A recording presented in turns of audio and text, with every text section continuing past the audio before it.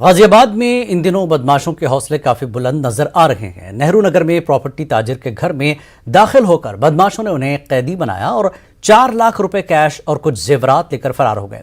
लूट की यह वारदात दिन दहाड़े अंजाम दी गई। पुलिस जांच में जुटी है। वाज़ेह है कि इससे पहले भी कई वारदात अंजाम दी जा चुकी हैं।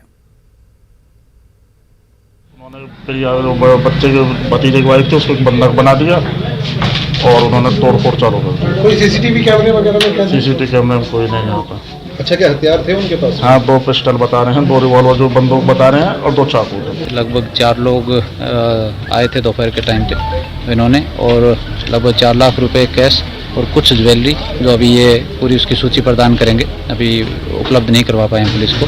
इसकी लूट हुई है। घर में जो निखिल भाटिया उनकी वाइफ और बच्चे मौजूद थे, उनको बांध करके और ये घटना कारित करना बताया गया है।